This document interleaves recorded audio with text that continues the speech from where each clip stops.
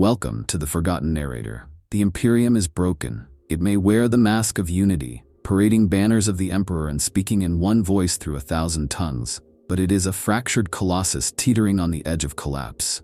Guilliman's return was not a restoration. It was a tourniquet applied to a hemorrhaging empire.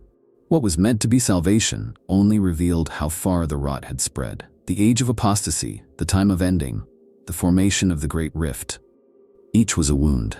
And now the corpse staggers, stitched together by lies, fear, and fading glories. The truth is this: the Imperium is ready to burn again. It is ripe for betrayal. What Horus did was not unique. It was simply the first. Humanity's worst enemy is itself, and its own heroes carry the seeds of its destruction. A second Horus Heresy would not come with roaring declarations or planetary bombardments. It would begin in whispers. It would wear the face of justice, duty, and salvation. And then, once again, the stars would weep fire as brother turned on brother. The Imperium of the 42nd millennium is no longer the monolithic juggernaut it once claimed to be. It is split, not merely by geography or war, but by ideology, vision, and purpose. The resurrection of Roboute Guilliman has paradoxically saved and doomed the Imperium in equal measure. For all his victories and reforms, he has unveiled a fundamental truth. This galaxy-spanning regime cannot continue to exist as it has. The Indomitus Crusade was not a march of triumph, but a desperate act of triage. And the rift, the Cicatrix Maledictum, did more than sever the galaxy. It cut open the Imperium's soul, exposing the bleeding contradictions within. There is the Imperium Sanctus, the Blessed Half, still dimly lit by the Astronomicon, ruled more directly by Guilliman's hand. There, his edicts hold weight, his vision can be enforced, and his ancient memories of the Great Crusade shape policy. But even within this more stable half, fractures emerge. Planetary governors cling to ancient privilege, noble houses resist reform. The ecclesiarchy murmurs prayers laced with quiet defiance, tolerating Guilliman only because his victories stay the dark long enough to breathe. Worse still lies the Imperium Nihilus. This forsaken realm beyond the Great Rift is an empire in name only. Cut off from the light of the Emperor, it festers in darkness. Here, Guilliman's commands cannot reach. Survival eclipses loyalty. Warp storms isolate whole sectors. Chaos cults fester in the underhives, and warlords rise wearing Imperial uniforms but wielding power through fear and desperation. The Black Templars call it a proving ground for faith. The Astra Militarum calls it a meat grinder. The Inquisition simply calls it a lost cause. In Nihilus, the notion of a unified Imperium is already a cruel joke. Between these two halves lies not only distance but philosophical conflict. Guilliman's rationalized, efficient vision of Imperium Secundus reborn grates against 10,000 years of religious dogma. His disdain for the High Lords, his marginalization of the ecclesiarchy, and his favoring of technological progress over blind zealotry sets the stage for a cultural schism that cannot be bridged with treaties or military victories. The administratum bends but does not break, hiding behind protocol while undermining reform. The Inquisition watches the Primarch with both reverence and suspicion, already divided among themselves over how far his changes should go. Loyalty itself is now a weaponized concept. Some Astartes chapters, especially among the older first founding lineages, have begun to question the chain of command. Guilliman may be a Primarch, but he is not the Emperor. Others, born of newer bloodlines or indoctrinated with strict adherence to Codex Astartes purity, cling to his authority with almost religious fervor. This asymmetry of belief among the Adeptus Astartes may seem minor, but it is the quiet prelude to a thunderous break. A second Istvan could be born not of blatant betrayal, but of a simple, fatal disagreement over whose orders matter more. And beneath all of this, the people suffer. Hive worlds buckle under the weight of famine and unchecked overpopulation. Forge worlds hoard technology, playing games of power with the Adeptus Mechanicus and refusing to share their relics. Feudal planets devolve into brutalist theocracies, while entire sectors vanish behind warp storms, never to be heard from again. The Imperial truth, long buried under layers of religious fanaticism, is resurfacing like a corpse rising in stagnant water. Guilliman's reforms demand the Imperium remember what it once was, but perhaps that is the greatest heresy of all. This is not the Imperium of the Great Crusade. It is a decaying carcass that stirs only when electrocuted into motion by trauma. And in this ferment of fear, pride, and desperation, the galaxy is not merely awaiting another rebellion, it is birthing it. The fractures are already here. All it would take is one spark, one accusation, one terrible choice cloaked in righteousness. And then, the second Horus Heresy would not begin. It would merely reveal itself. Rebellions are not born in fire, they gestate in silence. In the quiet moments when hope turns to doubt, and doubt curdles into rage. Within the Imperium, rebellion does not require demonic possession or Xenos influence. It grows from the soil of bureaucracy, blooms in the light of desperation, and is watered by the blood of the forgotten. The seeds are already there, scattered across 1,000 worlds, nourished by millennia of institutional rot and spiritual betrayal. A second Horus Heresy would not need to be orchestrated from the Eye of Terror. It could rise from Terra itself. The first and most insidious seed is ideological disillusionment. 10,000 years ago, the Emperor sought to build a secular, enlightened empire of reason, but his sons broke that dream. And in the ashes, a new order took root. A zealous theocratic regime where faith became law and questioning became heresy. Guilliman's return brought this contradiction into sharp relief. He speaks with the voice of a primarch, but the logic of a heretic. His disdain for the cult imperialists, his refusal to venerate the emperor as a god, and his attempts to implement reasoned governance have made him both an icon and anathema. Across the galaxy, ecclesiarchs whisper that Guilliman is not the savior he appears to be, but a deceiver walking in flesh. A tool of chaos, perhaps, or worse, a second Horus who does not even realize it. This ideological war seeps into every stratum of imperial life. In the Schola Progenium, commissars in training are taught to worship the emperor as a divine being, while Guilliman's emissaries preach efficiency, duty, and measured reform. In the Administratum, clerks debate whether to follow ancient sacred protocol or the Primarchs' streamlined revisions. On Forge Worlds, tech priests argue over the legitimacy of STC rediscovery under Guilliman's new mandates, fearing that technological innovation may mask heretical deviation. These conflicts are not yet wars, but they are battles of belief, and belief in the Imperium is everything. There are deeper, more personal betrayals as well. Across the stars, the Astra Militarum bleeds for causes it does not understand, dying in the billions for worlds that may never thank them. In some regiments, whispers grow that the High Lords have abandoned them, that the wars are endless because someone profits from their blood. In the Navis Nobilate, resentment brews over increased imperial demands on warp travel precision, with navigators dying from warp exposure in greater numbers than ever before. And in the underhives and manufactoria of hive worlds, the desperation of the common man reaches a fever pitch. Mutants once tolerated for their labor are now purged with fire. Food quotas are slashed to feed the Indomitus crusade, and the Arbites crush even the mildest protest with brutal efficiency. Some revel in faith. Pilgrims wander the void, preaching apocalyptic visions where Guilliman is the beast reborn. Heretical sects declare that the Emperor has turned his face from humanity and that the true salvation lies elsewhere, in the void, in chaos, or even in Xenos communion. Others rebel in silence. Entire worlds feign loyalty while quietly refusing tithes. Rogue traders establish hidden bastions where imperial law cannot reach. New cults, many garbed in imperial trappings, promise salvation through understanding, change, even peace. And then there are the Astartes. Some chapters, particularly those born in the last few millennia, struggle with their place in the galaxy.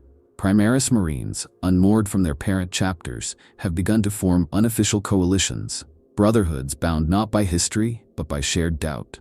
They speak of purpose, identity, and betrayal. What if the Primaris were not a gift, but a leash? What if the gene seed itself carries commands? These are not idle questions. They are seeds. None of this is coordinated. There is no grand conspirator, no war master rising yet. But revolutions do not begin with banners. They begin with fractures, each too small to notice until the whole edifice collapses. In the Imperium today, the stage is already set. 100 belief systems clash within its borders. 1,000 worlds seethe with betrayal. And all that remains is for one of these seeds to take root in the heart of someone powerful, someone desperate, someone righteous, someone betrayed. That is how a new heresy begins. not with a cry of war, but with a whisper of doubt. If there is one force that could truly reshape the galaxy, ignite a second Horus Heresy in earnest, it is the return of the primarchs. These demigod sons of the Emperor are more than commanders or figureheads. They are symbols, archetypes, living myths made flesh. Their presence bends reality, shifts ideologies, and unearths ancient loyalties long buried beneath the dust of 10,000 years. Guilliman's return already proved that a single primarch is enough to destabilize the entire Imperium. What happens when more follow? The loyalist primarchs are scattered, some dead, some lost in stasis or silence, and others rumored to be active behind veils of secrecy. Lionel Johnson now walks the stars once more, hidden in the shadows, yet undeniably real.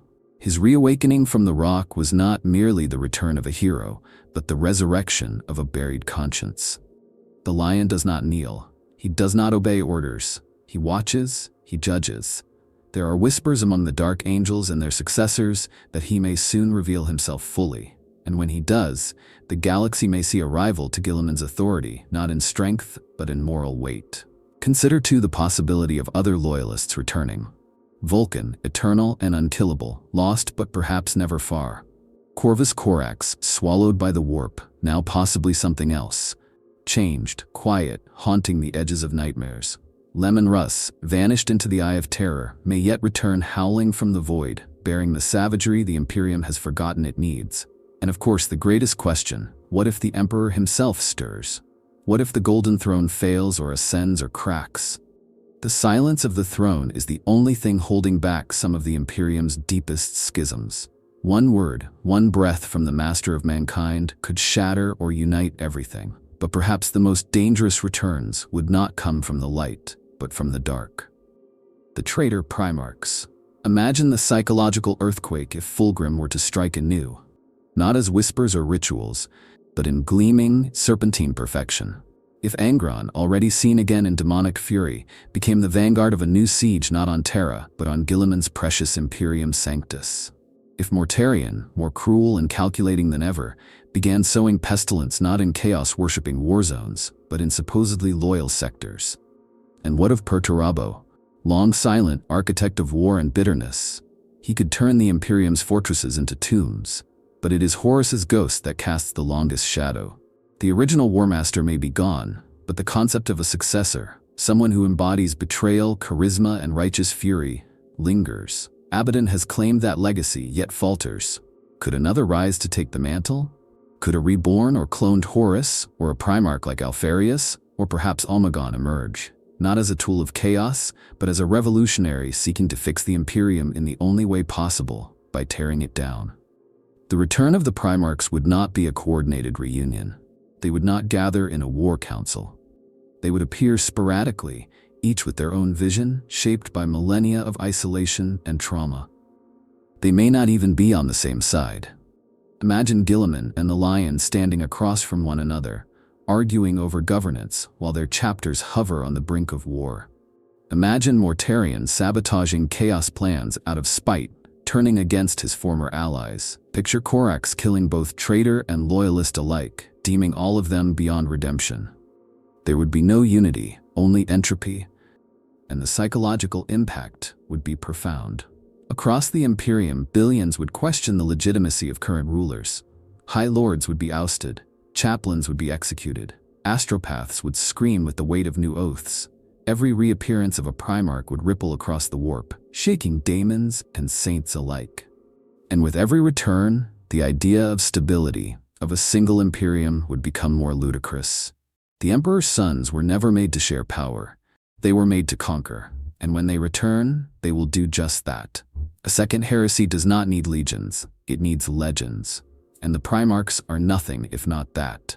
Their reemergence is not just a matter of prophecy or power, it is the fuse to the galaxy's most volatile powder keg. And once it is lit, there will be no turning back. Robout Guilliman walks a knife's edge. To the devout, he is a blazing torch in the darkness, the Emperor's chosen son, reborn to save humanity from the abyss. To others, he is a cold, calculating tyrant, imposing order with surgical precision, uncaring of the cost. And to many within the halls of power, he is a threat too potent to ignore. a living relic of a bygone age that dares to question 10 millennia of dogma. Guilliman may have returned in glory, but his very presence is an indictment of the Imperium he once helped build, and now perhaps must unbuild to save. At his core, Guilliman is not a revolutionary. He is an administrator, a planner, a strategist. But what makes him dangerous is that he sees the Imperium clearly. He sees its inefficiencies, its hypocrisies, its cultish fervor masquerading as loyalty, and he cannot unsee them. The Codex Astartes was meant to prevent another Horus Heresy by limiting the power of the Space Marine legions. But Guilliman has come to realize that the greatest threat to the Imperium is not disobedience, it is inertia, and so he reforms, relentlessly. His Indomitus Crusade was not just a military campaign, it was a restructuring of the very idea of imperial governance. New bureaucracies, new hierarchies, new methods of warfare and communication. The Primaris Marines, the Rubicon Primaris, the establishment of new chapters, the use of advanced war gear, none of these were simply battlefield necessities. They were tools in a larger design to reshape the Imperium into something leaner, smarter, more efficient. But with each change, Guilliman peeled back the ancient rituals that cloaked incompetence in sanctity. And that is where the fear grows. The ecclesiarchy sees a primarch who does not kneel in prayer, who does not whisper litanies before battle, who openly declares that the emperor was never a god but a man. Brilliant, yes, perhaps divine in potential, but a man nonetheless. To Guilliman, the cult imperialis is a distortion of his father's vision. But to the church, Guilliman is the great heretic who walks among them unpunished. Cardinals call him a necessary evil. Others dare to call him apostate. And some, behind closed cathedral doors, already plan his martyrdom. The High Lords of Terra fare little better. Guilliman's disdain for their politics is undisguised. He sees them as parasites feeding on a dying host. While he honors the forms, appearing in court, issuing decrees through proper channels, his true power flows elsewhere, through the Adeptus Astartes loyal to him, through the Adeptus Mechanicus enclaves that respect his authority, and through his own emissaries, like Marnus Calgar and Belisarius Call. He does not wage war against the High Lords. He simply makes them irrelevant. To the common man of the Imperium, Guilliman is a mystery. His visage is carved into monuments, his voice echoes through voxcasts of victory, but he does not speak the language of faith. He speaks of structure, duty, sacrifice. He commands awe, but not love. Where the Emperor is a god of light and fury, Guilliman is a judge, a distant figure who brings order, yes, but never mercy. Some worship him regardless. Others see him as a soulless tyrant, and a few see something more terrifying, a being who could replace the Emperor, not in divinity, but in control. Within the Astartes, Guilliman inspires deep conflict. Many of the new Primaris chapters owe him their very existence, and follow him without question. Others, especially first founding chapters, like the Space Wolves and Dark Angels, question his right to command. They remember his codex not as salvation, but as a cage. And as Guilliman centralizes authority once more, some begin to see echoes of the Great Crusade, not in glory, but in tyranny reborn. For what is a primarch commanding armies and rewriting imperial law, if not a proto-emperor? This tension fuels a deeper fear, that Guilliman may not realize what he is becoming. That in his quest to save the Imperium, he is rebuilding it in his image, not his father's. His reforms bring order, yes, but they also bring suppression, surveillance, and a brutal enforcement of compliance. Planets that resist are punished. Dissenters are silenced. Heresy is now defined not just by worship of chaos, but by refusal to adapt. The machinery of Guilliman's Imperium is vast and unfeeling, and at its center stands a man who sees too much and feels too little. And yet, Guilliman is not evil. That is the true tragedy. He is sincere. He wants to save humanity. But he may not realize that salvation, in the Imperium, often looks like damnation. He is a product of logic in an empire ruled by madness, and in trying to impose reason he risks becoming the very tyrant his father never wanted. Guilliman may be the Imperium's last hope. But hope, in the age of the Dark Imperium, is a weapon as dangerous as any demon blade. Faith is the heart of the Imperium, but hearts can break, and they can be torn out. The ecclesiarchy, the great monolithic church of the God Emperor, is more than a religious institution. It is the lifeblood of imperial identity, the forge where zeal becomes law and heresy is smothered in flame. It has kept the Imperium intact through blind faith, terror, and ritualized suffering. For many, it is the only thing standing between humanity and madness. And now that foundation is cracking under the weight of a reborn primarch who dares to speak of reason. The clash between the ecclesiarchy and the Indomitus crusade is not just political. It is metaphysical. Guilliman's campaign to reclaim the Imperium is, to the faithful, a divine act, but the man leading it refuses to embrace divinity. He walks in holy places without kneeling. He issues decrees without blessing them with litanies. He elevates science above scripture. For many within the Ministorum, this is not merely uncomfortable, it is blasphemy incarnate. Guilliman is a living paradox, the Emperor's son who denies the Emperor's godhood. At first, the ecclesiarchy tolerated him. His return brought victories. His presence rallied demoralized sectors. His Primaris reinforcements halted the tide of chaos. But as the Indomitus crusade stretched on, it became clear Guilliman's reforms were not temporary battlefield necessities. They were ideological purges. Missionaries found their sermons rewritten, shrines were rededicated, new bureaucracies began regulating relics the ecclesiarchy had long controlled. Some of the more powerful cardinals began to whisper that Guilliman was not a savior but a second emperor, and not the one they had prayed for. And so the Ministorum struck back, not with armies, but with influence. On worlds deep within Imperium Sanctus, sermons shifted subtly. Clerics reminded the faithful that even angels may fall, that the emperor alone is infallible. On more distant planets, ecclesiarchal officials outright refused to cooperate with Guilliman's reforms. Supplies were withheld. Holy processions were used to delay crusade logistics. Paramilitary groups like the Frateris Templar began organizing with less coordination and more independence. Some became militant cults in all but name. The Adeptus Sororitas, once thought to be the ecclesiarchy's unquestioning blade, became divided. Some sisters, particularly those of the Order of the Ebon Chalice and Valorous Heart, began to see Guilliman's rationalism as a test of their purity, a trial to be endured, not embraced. But others, like the Order of Our Martyred Lady, felt betrayed. They had died for faith, for the God Emperor. And now a demigod returned and dismissed that faith as delusion? Some began refusing orders from Crusade Command unless verified by ecclesiarchal decree. One canoness famously declared, "We do not kneel to bureaucrats, no matter how divine their lineage." Meanwhile, the ecclesiarchy exploited the fractures of the Imperium Nihilus. Cut off from Guilliman's light, desperate worlds clung even harder to religious orthodoxy. Cardinals in the Nihilist territories declared themselves the true voice of the Emperor, claiming Guilliman had been corrupted during his stasis or was a false son conjured by Xenos' lies. Heretic or not, his lack of presence in Nihilus made it easy to paint him as irrelevant. And where Guilliman's banners could not fly, the burning flambeau of the ecclesiarchy rose higher. Guilliman, ever the strategist, understood the danger, but he was trapped. To move against the church openly would fracture the Imperium in an instant. The memory of Goj Van Dyer's reign of blood still lingered like a psychic scar. So instead, he engaged in political judo.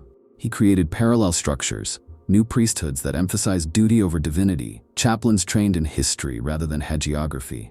He gave power to the silent orders, to the Sisters of Silence and the Black Ships, entities beyond ecclesiarchal control. And in the shadows, his agents began cataloging the most powerful cardinals, just in case. But the fuse is already lit. The ecclesiarchy cannot surrender its dominion over the soul of the Imperium. Guilliman cannot allow irrational faith to dictate policy in an age of existential crisis. Neither side wants open war, but the space between shadow conflict and full-blown schism is narrowing by the day. Pilgrimages have become riots, sermons have become subversions, and in the most remote sectors, missionary fleets and Indomitus task forces have already come to blows. The tragedy is that both sides believe they serve the Emperor. Guilliman sees himself as the executor of his true will, a secular vision buried by time. The ecclesiarchy sees itself as the flame that kept the Emperor's divinity alive through darkness. But belief, no matter how sincere, can be weaponized. And when the war between logic and faith begins in earnest, it will not just be a doctrinal dispute. It will be a holy war, and the galaxy will drown in fire and scripture. The Omnissiah wears many faces, and Mars remembers them all. The Adeptus Mechanicus has always been a paradox within the Imperium. A cult of technologists that treats knowledge as religion, a bastion of innovation that fears deviation, a pillar of imperial power that does not truly kneel to the Emperor but venerates him through its own distorted lens, as the machine god. And now, in the twilight of the Imperium, that paradox threatens to break into open heresy once more. The seeds of a second Mechanicum schism are already sown, and the fires that once consumed Mars in the Age of Strife may soon rise again. The Mechanicus is not unified. It never was. Forge worlds across the galaxy operate with varying degrees of autonomy, their traditions shaped by isolation, local war zones, and ancient grudges. Mars, while still the Red Throne, no longer commands the same loyalty it once did. In the wake of Belisarius Caul's ascension as Archmagos Dominus and his deployment of forbidden technologies including the Primaris project, the rifts within the cult Mechanicus have widened. Many tech priests view Caul as a messianic figure. Others view him as a dangerous radical who borders on tech heresy. Caul's actions during the Indomitus Crusade were revolutionary. He activated vaults long thought sealed by the Emperor's own edicts. He created not only new gene warriors, but entire classifications of war gear, vehicles, and battlefield doctrines that had no place in the old Mechanicum's catechisms. He challenges the wisdom of the past openly. He questions the divisio biologists, defies the Fabricator General when necessary, and pursues goals that are at best controversial, at worst blasphemous. To many within the Mechanicus, he is not a savior. He is a prophet of destruction. This ideological divide has become practical. Forge worlds such as Lucius and Metallica support Caul's vision, offering resources and silence in exchange for technological advancement. Others, such as Styges the Eight or Ryza, have begun closing their data streams, recalling exploratory fleets, and purging local synods of Caul sympathizers. This is not yet war, but it is a cold war of red data and steel. Skitarii legions have clashed in training accidents. Fabricator lords have disappeared in void anomalies. In the depths of Mars, entire manufactorums have gone dark, either seized by radical sects or destroyed in preemptive self-purges. But the real danger lies in the return of the Dark Mechanicum. Long thought confined to the Eye of Terror, the heretics of chaos have evolved. They no longer resemble the screaming lunatics of the Long War. They are methodical, patient, and insidiously seductive. Their emissaries have begun to reappear, not in open battle, but in corrupted data spools, encrypted prayer viruses, and soul-forged code, whispering through the noosphere. They offer the one thing the cult Mechanicus craves most: knowledge, unchained. It is no longer a question of if, but when, a significant Forge world will fall. Perhaps one already has, its transition hidden by data fog and warp interference. A single massive betrayal could reignite the flames of civil war across the Mechanicum. Skitarii battalions would turn on each other. Titan legions, bound by conflicting ritual loyalties, would unleash their fury not on the enemies of mankind, but on fellow god machines. The Adeptus Mechanicus is not prepared for introspective war. It is a vast vulnerable network of data and dogma, and if that network collapses, the Imperium's technological backbone collapses with it. Even beyond the internal divide, Guilliman's reforms add fuel to the fire. His push for centralized command, standardization, and the rational use of technology grates against Mechanicus dogma. The Omnissiah is not to be commanded. Guilliman sees technology as a tool. The tech priests see it as scripture. This philosophical impasse is not merely academic. It determines how fleets are built, how weapons are distributed, how artificial intelligences are treated. Guilliman may not realize it, but his vision of a reborn Imperium may require a reborn Mechanicus, and that rebirth could be drenched in oil and blood. Caul, for all his brilliance, is not immortal. He has contingencies, but no guarantee. Should he fall, or worse, be declared excommunicate by a new Fabricator General seeking to restore orthodoxy, his entire network of loyal forges could ignite in rebellion. The Imperium would then be forced to choose: support the innovators who broke taboo to survive, or support the traditionalists whose faith lies in unyielding rituals of the past. Either choice would fracture the Adeptus Mechanicus irrevocably, and in that fracture lies the spark of a second heresy. The first Horus Heresy was marked by Mars' betrayal. The second might be marked by its explosion. A galaxy without a unified Mechanicus is a galaxy teetering on collapse. Ships will rot, weapons will degrade, entire sectors will go dark. And worst of all, the enemies of mankind, both mortal and demonic, will sense opportunity in the machine's despair. For when Mars burns, the stars follow. They are the watchers in the dark, the blade behind the throne, and the silence before the storm. The Inquisition and the Adeptus Custodes, two of the Imperium's most secretive, uncompromising arms, exist not to serve, but to judge.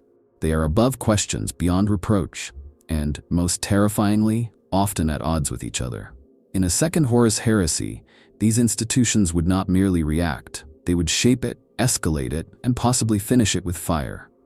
The Inquisition is fragmented by design.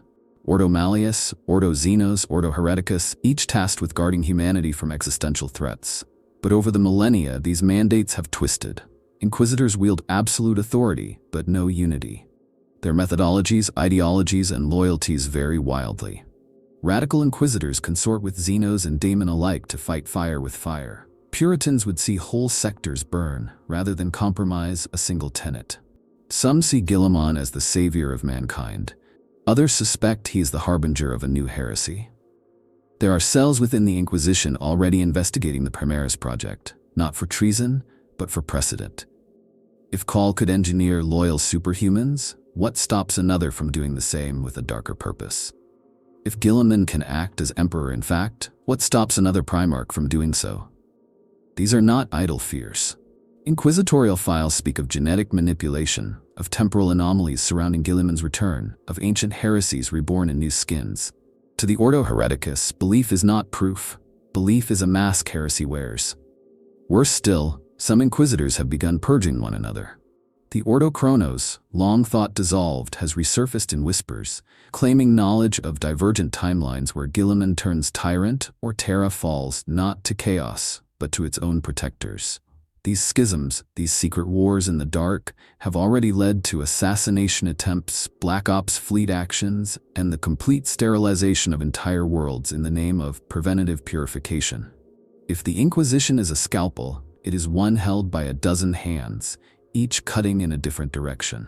The Adeptus Custodes, by contrast, are unified, but their unity is terrifying. They are the Emperor's personal guard, crafted by his own hand, and for 10,000 years they stood silent, statuesque, bound to the golden throne.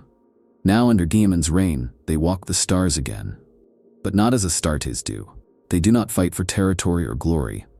They fight for judgment. The Custodes are not loyal to Guilliman. They are loyal to the Emperor. And that loyalty is not ideological, it is intimate. They remember his voice, his thoughts, his disdain for religion. They look at the Imperium and see a failure. The ecclesiarchy is heresy. The high lords are parasites. The administratum is decay. In their golden eyes, the Imperium is a lie that must be purified. Guilliman may have roused them, but he does not command them. Already, the Custodes have acted without orders. Custodian squads have executed inquisitors. They have obliterated entire Adeptus Sororitas commanderies for interfering in classified operations. On more than one occasion, they have ignored Guilliman's direct commands. The Emperor speaks through silence, they claim, and they are its interpreters. This belief, this audacity, is not rebellion, it is worse. It is a claim of higher purpose. In a second heresy, the Inquisition and Custodes would not align. They would hunt each other as often as they hunt traitors. Imagine a situation where a custodian declares a High Lord corrupt and executes him, only for an inquisitor to declare the custodian excommunicate and attempt arrest. Imagine a world where a radical inquisitor tries to ally with a Xenos species to halt chaos, and a Custodes strike force arrives to cleanse it with contemptuous ease. These are not hypotheticals. They are probabilities. And yet, in their clash lies the real peril. For if either of these forces fractures, if the Inquisition splits irreparably, or if the Custodes begin acting as their own sovereign force, the Imperium will have no internal arbiter left. No one above the fray. Guilliman cannot control them. The ecclesiarchy fears them. The Astartes distrust them. They are the final sword and shield, and if they turn upon the body they were meant to protect, the wound may be mortal. These are not institutions designed for compromise. They are designed to survive, to excise corruption, to kill a god if needed. In the fires of a new heresy, they would act not as peacekeepers, but as executioners of their own truth. And the galaxy, already torn by war, would drown beneath a new kind of judgment, one written not in law or scripture, but in absolute conviction and golden silence. They were meant to be the ultimate defenders of mankind. Angels of death, genetically sculpted demigods forged in the crucible of the Emperor's will. But Space Marines are not machines. They are not immune to doubt, pride, or fury. And in an Imperium strained to breaking, the Adeptus Astartes stand at a dangerous crossroads. Their loyalty is no longer assured. Their unity is a facade. In the brewing storm of a second Horus Heresy, the Astartes may once again become both saviors and destroyers. For centuries, chapter autonomy has been a strength and a curse. The Codex Astartes, Guilliman's own creation, shattered the legions into independent chapters to prevent another mass betrayal. It worked until now. Because fragmentation breeds divergence. Divergence breeds mistrust. And mistrust, when fed by desperation and ideology, becomes rebellion. Some chapters cling to tradition like a drowning man to a rock. The Ultramarines, Imperial Fists, and their successors remain largely loyal to Guilliman, bound by legacy and belief in the Codex. But even here, cracks form. Veteran Ultramarines question the Primaris integration. Successors like the Nova Marines interpret the Codex with near-religious rigidity, resisting Guilliman's reforms out of reverence. Within the Fists line, whispers abound of Dorn's displeasure with Guilliman's secularism. Voices that echo in chapters like the Black Templars, who see the Primarchs' creed as betrayal of faith. Other chapters walk a far more treacherous path. The Space Wolves, long uneasy under the yoke of bureaucratic law, grumble openly. Their disdain for Guilliman's detached rulership festers, and their Primaris integration has been uneasy at best. Rumors swirl of Bloodclaws refusing orders, of wolf priests interpreting the Emperor's will in opposition to Terra's decrees. The Dark Angels, secretive and prideful, harbor their own sins. Sins that a more invasive command structure might expose. If the Lion returns, their loyalty may shift in dangerous ways. Even the Blood Angels teeter on the brink. Ravaged by the loss of Baal, scattered, grieving, and spiritually wounded, they cling to their legacy with fervent desperation. Some among their successors question Guilliman's authority, seeing in his reforms a cold rationalism that offers no balm for their suffering. Should Sanguinius's sons be ordered to act against the ecclesiarchy, or to suppress fellow chapters, it could split them irrevocably. But it is among the lesser-known chapters, the successors with unclear lineage or harsh founding conditions, where the danger truly simmers.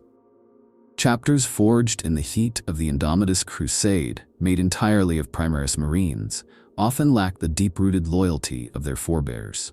Some were founded under questionable circumstances, their gene seed possibly tainted, their cultures formed not by legacy but by survival. These chapters owe their existence to Guilliman, but not their hearts. A few have vanished into the void, others have ignored summons, still more operate with a degree of independence bordering on secession. And what of the Primaris divide? The older chapters often treat their Primaris brothers as tools, stronger, faster, but untested. Some veteran Marines regard them with suspicion, seeing in their loyalty to Guilliman a political vulnerability. Primaris, in turn, question the secrecy and superstition of their forebears. They speak of change, of merit, of a new vision for the Adeptus Astartes. This ideological divide is subtle, but growing. In time it could spark conflict, not between traitor and loyalist, but between visions of what the Astartes should be. Imagine a war sparked by ideology, not corruption. A war where one chapter interprets Guilliman's reforms as righteous, while another sees them as tyranny. Where a Primaris-heavy chapter declares itself a bastion of imperial truth and begins imposing its will on neighboring sectors. Where a first founding chapter moves to stop them, and suddenly brothers are killing brothers, not out of hate, but conviction. Precedent exists. The Badab War saw chapter fight chapter over sovereignty and principle. The Moire Schism shattered fleets over conflicting visions of truth. These were preludes, echoes. In the age of the Dark Imperium, such a conflict would not be contained. It would spiral outward, drawing in successor after successor, until entire sectors became graveyards of Astartes' pride. And Guilliman? He may not be able to stop it, For all his authority, the chapters do not answer to him as they once did to the emperor. They respect him, but respect frays when orders become uncomfortable. If Guilliman commands loyalty at the cost of culture, at the cost of belief, then even his own ultramarines may question him. The Astartes were created to be weapons, but weapons, once unsheathed, do not always strike where they are aimed. In the next heresy, they may not need chaos to fall. They may only need a reason, and that reason may already be here. They were born in silence, baptized in war, and raised in a galaxy that does not love them. The Primaris Space Marines were supposed to be the next evolution of the Emperor's Angels of Death. Taller, stronger, faster, untainted by the genetic flaws that plagued their forebears. Created in secret by Belisarius Cawl at Guilliman's behest, they were deployed en masse to save the Imperium from collapse.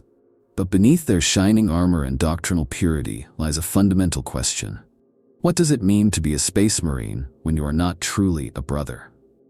The divide between Primaris and classic Astartes is not just physiological, it is cultural, emotional, and spiritual. For chapters with long histories, the arrival of Primaris Marines was disruptive at best and catastrophic at worst. Veterans who had bled together for centuries suddenly found themselves outranked by perfect strangers. Lineages that had defined themselves by their gene quirks and battle scars were now expected to integrate these new warriors who lacked the same pain, the same loss, the same identity. In some chapters, especially those devastated by war like the Crimson Fists and the White Scars, the Primaris were welcomed as salvation. But even there, beneath the surface, resentment lingers. Primaris are often promoted quickly, given command roles, praised for their efficiency, but they lack the deep rights, the shared trauma, the mystical bonds that define the Brotherhood of old. They are seen by some as tools, not true sons of the Emperor, but constructs of Cawl and Guilliman. Manufactured heroes in a time when true heroism is bought with blood and madness. And within the Primaris themselves, doubt grows. They were created, not raised. Their first memories are of war zones, their first homes cold laboratories and indoctrination chambers. Many of them have never even seen Terra. They speak of the Emperor, but do not feel him. They chant litanies, but their hearts are not moved. Some begin to wonder if they are truly loyal or simply obedient. There is a difference, and in that gap, rebellion can grow. Some Primaris, especially those assigned to entirely new chapters with no roots in the old legions, form their own creeds. They reinterpret the Codex Astartes. They question the myths of the heresy. They reject the veneration of relics and view traditional rituals as superstition. This pragmatism is efficient, even admirable, but to many older chapters, it is heresy by another name. When a Primaris officer destroys an ancient relic for strategic expedience or overrides a chaplain's ritual in the name of mission efficacy, the divide grows wider. More disturbingly, the Rubicon Primaris, the painful and deadly process by which older Marines cross the genetic threshold into Primaris form, has created a caste system within the Astartes. Those who survive are changed, physically and psychologically. Some feel more alive than ever. Others feel disconnected, as if something human was lost in the crossing. And those who refuse or cannot survive the Rubicon often find themselves sidelined, commanding troops who no longer see them as equals. The psychological toll of this divide cannot be overstated. Primaris Marines are taught to suppress emotion, to function as perfect instruments of war. But in battle, when a Primaris watches a firstborn Marine die to save civilians, when he sees the reverence of planetary governors for relics he was taught to ignore, when he is asked to fire on fellow Astartes who reject Guilliman's vision, something breaks. Doubt becomes guilt. Guilt becomes anger.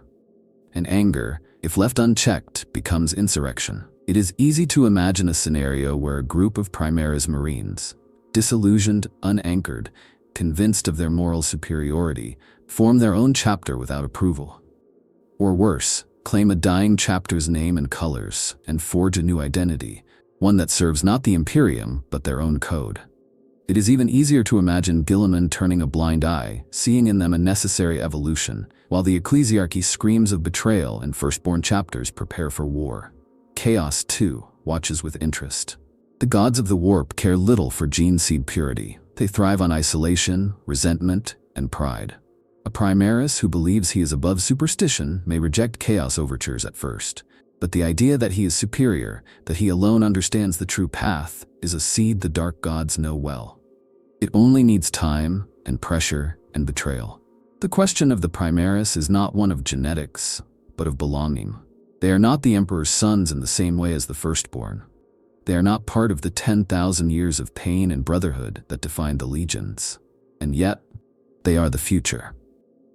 That contradiction is the heart of the storm. In the next heresy, the front lines may not be drawn between loyalist and traitor, but between old and new, between those who remember what it was to be a space marine and those who only know what they were designed to be. When that line is crossed, it may not be chaos that reaps the reward. It may be the Imperium itself that fractures, as its own champions devour each other in the name of purity, purpose, and the Emperor's forgotten dream. Chaos does not need to win. It only needs you to lose. In the looming shadow of a second Horus Heresy, the gods of the warp need not marshal legions or crown a new warmaster to claim victory. All they must do is wait. Wait as the Imperium eats itself alive, as loyalty frays into civil war, as faith turns to fanaticism and logic collapses into madness. Chaos is not merely an enemy, it is the consequence of mankind's suffering and the reflection of its own self-destruction. And in the age of the Dark Imperium, it is more potent than ever. Unlike the first heresy, chaos may not be the driving force this time. There is no need for a Horus reborn, no need for a single charismatic traitor to lead the charge. The galaxy is already fractured, the seeds of rebellion are already sown. Chaos now acts not as a hammer, but as a whisper. Its influence is insidious, quiet, surgical. In a war defined by ideology and pride, the gods of the warp can sit back and feed. Tzeentch, the changer of ways, delights in this new age. Every reform Guilliman enacts creates ripples of dissent. Every sermon twisted by the ecclesiarchy becomes a spell in a tongue none dare recognize. The architects of order become pawns in his grand design. Inquisitors turning on each other, forge worlds split by ideology, chapters divided over tradition, each is a piece moved across the board by unseen hands. Tzeentch does not need temples, he needs only doubt, and doubt is everywhere. Nurgle spreads through the cracks left behind. In the Imperium Nihilus, entire systems are isolated from the Astronomicon, their fleets broken, their worlds sick. Desperation breeds resignation. Resignation breeds decay. Nurgle does not conquer, he comforts, his plagues come disguised as solutions, his cults offer care where the Imperium brings only war. When a starving world chooses rot over hunger, it is not heresy, it is survival. Corn is fed not by betrayal, but by the blood it spills. A new civil war between Astartes, between sisters of the ecclesiarchy, between Titan legions, this is his arena. In such a conflict there are no innocents, only combatants. Every decapitation in the name of duty, every planetary bombardment framed as justice, is an offering. Khorne does not care who draws first blood, he only wants it to flow. And then there is Slaanesh, the least obvious but perhaps the most dangerous. In the cold efficiency of Guilliman's reforms, in the spiritual ecstasy of fanatical worship, in the desire of Primaris to be perfect, Slaanesh finds echoes of heresy. Perfection breeds obsession. Obsession breeds suffering. Among the elite of the Astartes, among the choirs of the ecclesiarchy, among the nobles who manipulate sectors behind silk and gold, Slaanesh waits. But the true terror is not the gods themselves. It is what the Imperium will become in fighting them.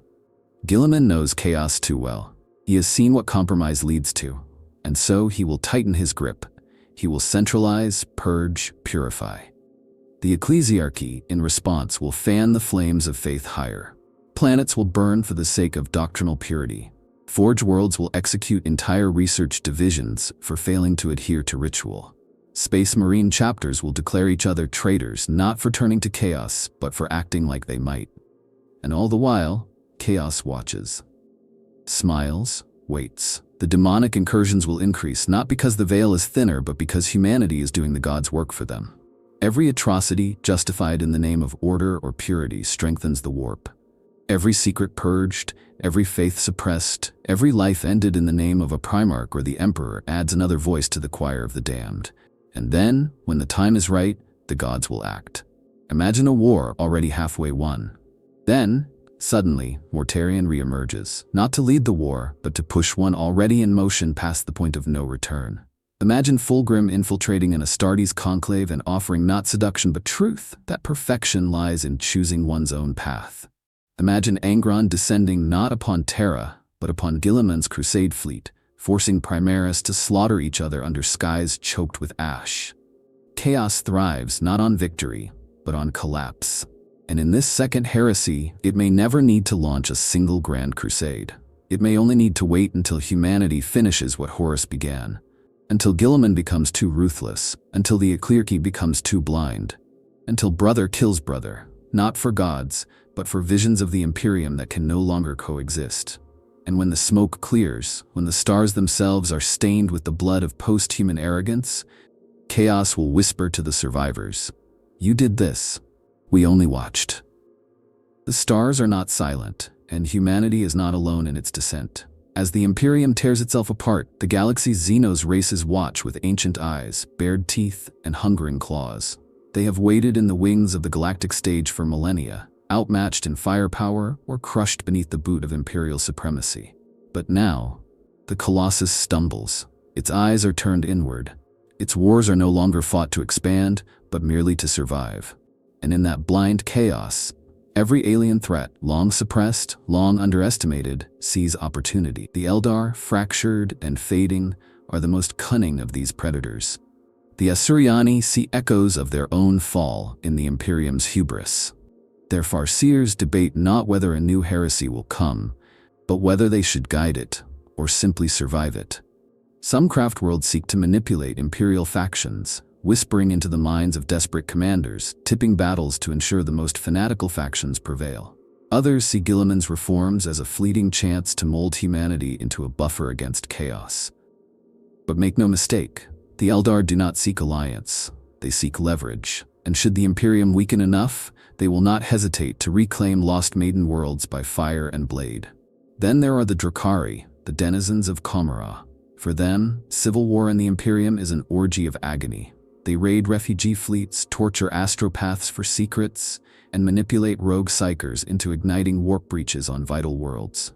Where the Imperium sees tragedy, the Drukhari see harvest. And in the shadows of the galaxy, their cabals are already moving to carve their sadistic art across a canvas of human desperation. The Necrons, cold and methodical, see this chaos not with joy, but with calculation. Their awakening is accelerating. Toon worlds once dormant now stir, no longer content to wait for galactic equilibrium. Dynasties such as the Sautek and Mefrit eye Imperial worlds not as targets, but as territories to reclaim. In a galaxy where humanity devours itself, the Necrons see a chance to rise uncontested. Their logic is flawless. Purge the madness, overwrite the chaos, restore order through annihilation. And if that requires exterminating what remains of the Imperium, so be it. Orcs thrive in war, and nothing delights them more than civil strife among the Humies. As Astartes fight Astartes, as titanic war machines clash in loyalist versus loyalist battles, the greenskins pour into the void like spores on the wind. Waths, once regional, now swell into interstellar crusades.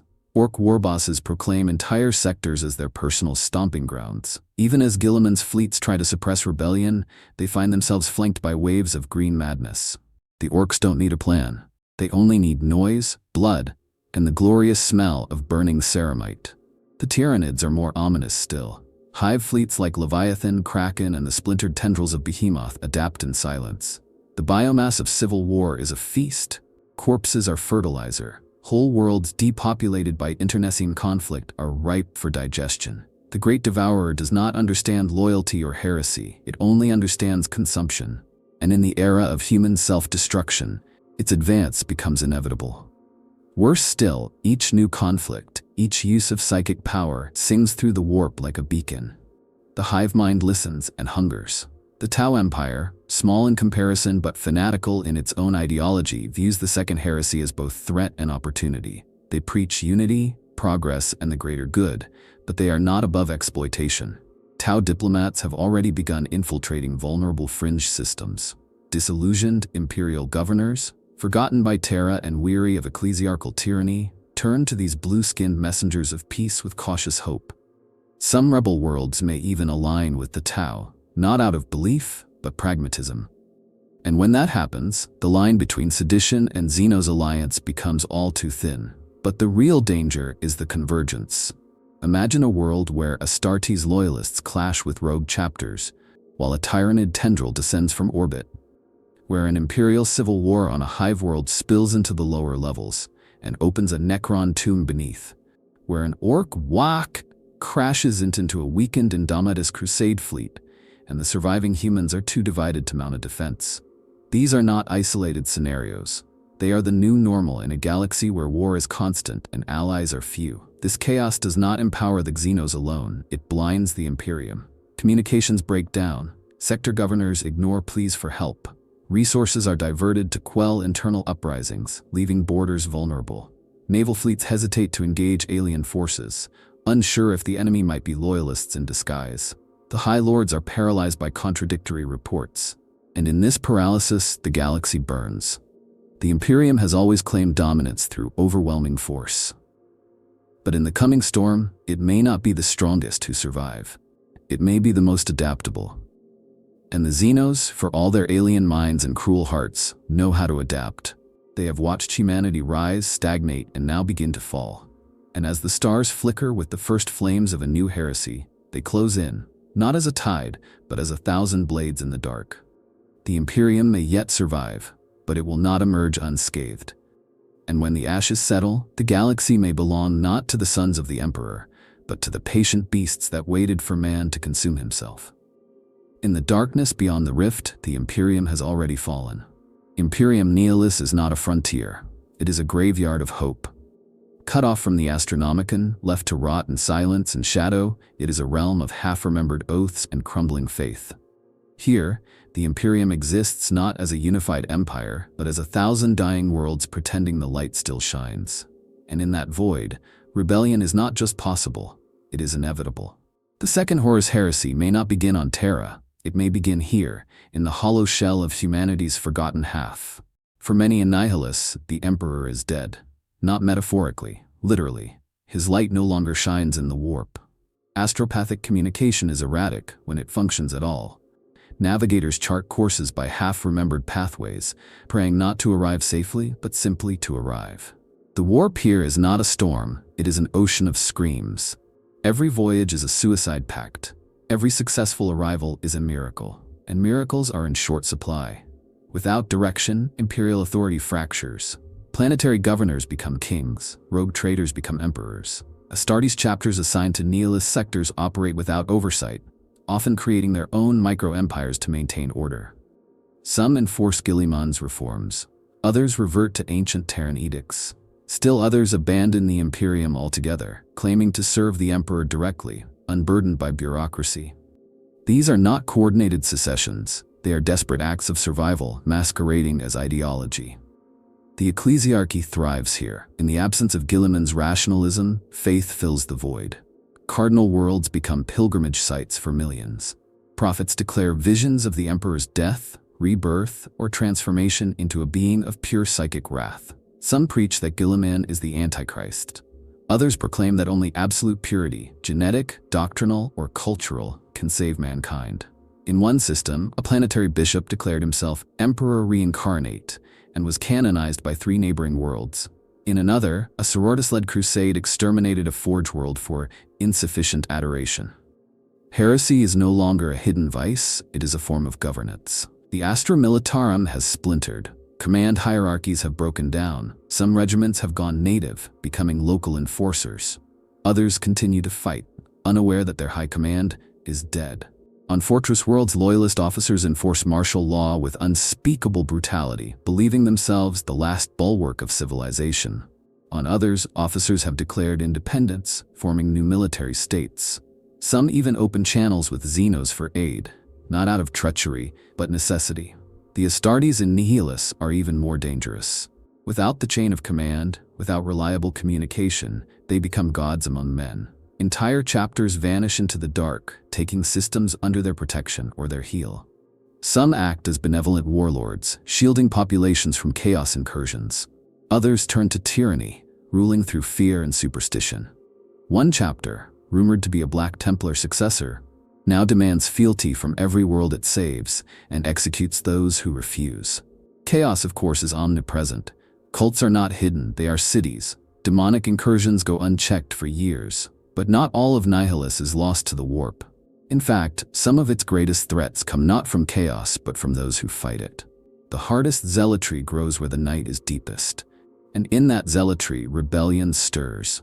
Imagine a world reclaimed by a loyalist Astartes force, only to declare itself free from Terra's authority, claiming that only through pure emperor worship can salvation be achieved.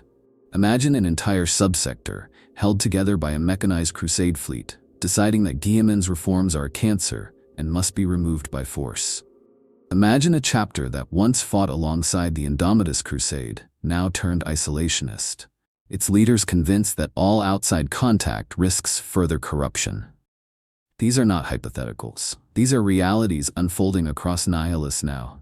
When contact with Imperium Sanctus is re-established, when Guilliman's fleets return, they will not find grateful survivors. They will find sovereign rulers, paranoid defenders, ideological zealots. And they will have to choose. Reintegrate with words or with fire. And the first shot, the first command rejected, the first orbital strike ordered in the name of compliance, will be the true beginning. Imperium Nihilus is not a backwater, it is a crucible, a realm where the core tenets of the Imperium are stripped bare. Faith, loyalty, survival, these are not assumed. They are tested. And in that testing, something new is being born. Not chaos, not Xenos worship, but rebellion, not out of hatred but belief. The most dangerous kind. The next heresy may not be a coordinated uprising. It may be a cascade failure, 100 sectors declaring independence for 100 reasons. Some loyal to Guilliman, some loyal to the Emperor, some loyal only to survival. And when the flames reach Terra, they will not come from traitors, but from those who still call themselves loyalists with bloodied hands and righteous fury in their hearts. The galaxy will not be the same. It cannot be. If a second Horus Heresy ignites, it will not follow the path of the first. There will be no single war master, no unified rebellion under the banner of chaos. Instead, it will be a storm with 1,000 eyes and 1,000 blades, a war not of conquest but of identity. Every corner of the Imperium will ask, what does it mean to be loyal? And every answer will be different. Some will say obedience to Guilliman, others will scream faith in the Emperor, others still will demand truth, independence, or simply survival. And in that multiplicity, unity will die. The Imperium has always survived on the edge of contradiction. It is both theocracy and bureaucracy, empire and crusade, ancient and eternal, and perpetually rotting. But those contradictions are growing teeth. Guilliman's return was meant to clarify, to stabilize. Instead, it has exposed every crack, every suppressed ideology, every buried resentment. And when those cracks erupt into fire, the galaxy will see what happens when the last great empire of man turns on itself not for power, but for its soul. Terra may remain, the Golden Throne may still hum, Guilliman may still walk the stars, but the Imperium he serves will not be the same. It will be fragmented, not destroyed but decentralized, not toppled but redefined. There may be multiple centers of authority, regions that pay lip service to the High Lords while governing according to radically different dogmas. Whole subsectors might be dominated by Astartes dynasties, ecclesiarchal cults, or Mechanicum war princes. The name Imperium will persist, but it will mean something different on every world. In some ways, this fracturing is inevitable. No empire lasts forever. No ideology remains pure. But this is not the end of the Imperium. It is its evolution, painful, violent, and tragic. A reshaping born of fire. Some fans call it a soft reboot, others see it as the beginning of Warhammer's endgame. But it is something more. It is the realization that the setting itself must change to remain true to its core. A universe where there is only war. And what war could be more fitting than the Imperium consuming itself? The impact on the Adeptus Astartes will be profound. No longer simply warriors, they will become politicians, kings, prophets. Their actions will determine the fate of sectors. Their loyalties will shape new empires. The divide between Primaris and Firstborn, between Codex and Deviation, between Guilliman and the Emperor, these are no longer debates. They are lines in the sand. And when blood is spilled across those lines, the Astartes will be both swords and shields, executioners and martyrs. The ecclesiarchy may split, The Inquisition may fracture. The Mechanicum may secede entirely in parts of Mars or forge new creeds on distant forge worlds. The Sisters of Battle may find themselves torn between love of the Emperor and obedience to the Terran hierarchy. Even the Custodes may be forced to choose, to defend the spirit of the Imperium or its political body. And the people, billions upon billions of them, will suffer. Worlds will be purged in the name of compliance. Cities will burn over semantic heresies. Children will be raised to hate not Xenos or mutants, but different interpretations of loyalty. Faith will be weaponized. Order will be tyranny. And yet, in the darkest places, some hope may persist. A guardsman who spares an enemy. A chaplain who questions. A forge world that opens its gates instead of its guns. Small things, human things. These acts will not stop the heresy, but they may shape what comes after. For there will be an after. The galaxy will not end. Chaos will still hunger. The Xenos will still close in. But the Imperium that rises from the ashes may be something new. A confederation, a divided realm, a shattered mirror of what once was. Or perhaps, just perhaps, something better. Something tempered by its own failure. But make no mistake, before that future can be born, the present must burn. So we stand at the edge of the abyss, looking into the storm. The second heresy may not have begun yet, but the pieces are moving. The players are in place, and the stage, blood-stained, ancient, glorious, is set. And if you want to see that story unfold, if you want to witness the fire, the betrayal, the triumph, and the ruin, then subscribe to the channel. Because in the grim darkness of the far future, we're just getting started.